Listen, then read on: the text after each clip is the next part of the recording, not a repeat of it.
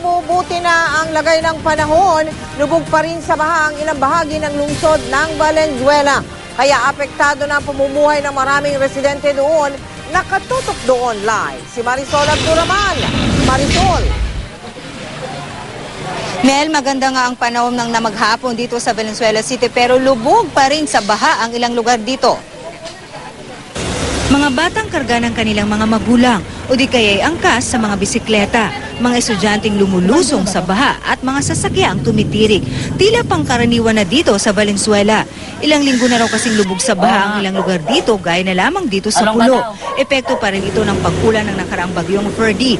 Ang eskwelahan niyang ito nilulumot na sa tagal ng pagkakalubog sa baha. Pati sa MH Del Pilar, mataas pa rin ang tubig.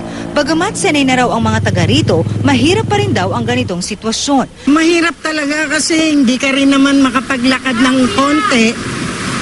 Yan, lalo pagka dumadaan yung mga sasakyan, napakahirap lagi kayong basa.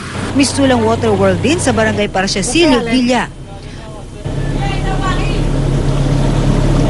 Sa Barangay Arpong Bato, umaangal na ang mga estudyante. Maliban sa madalas daw silang nalilate dahil sa ganitong pangyayari, nababawasan pa raw ang kanilang allowance dahil napipilitan sila mag-tricycle na 10 piso na ngayon mula sa dating 5 piso lang.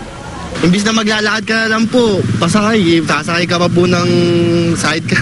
Bawas po baon eh. Bakit? Kasi po, nasa po, nalilate po kami sa pagpasok. Ikaw bakit bawas sa baon?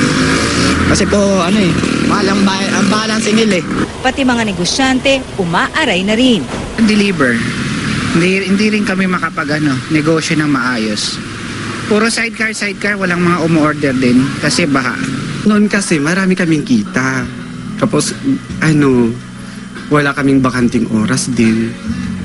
Ngayon, nababakanti na kami. Pero kung perwisyo ang dulot ng baha sa karamihan, tila biyaya naman ito sa ilan. Kumusta po yung kita mo pag ganitong baha sa lugar? Okay naman po, maganda naman po kita. Bakit po maganda ang kita?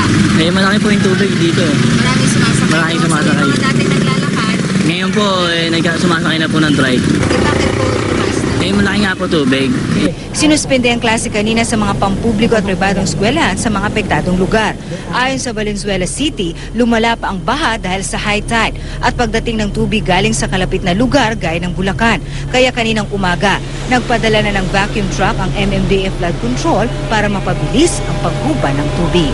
Ito mga mga vacuum trucks natin na nandito ngayon and pagtanggal ng mga basura para tumuloy yung flow ng tubig sa drainage.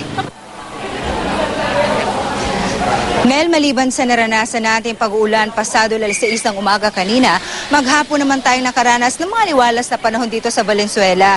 Yun nga ang pinagdarasal ng mga taga rito na sana raw ay magtuloy-tuloy na ang pagbuti ng panahon dahil ang problema kasi rito, Mel, konting ulan lamang ay mabilis na tumataas ang baha at napakabagal daw ng paghupa nito. Mel?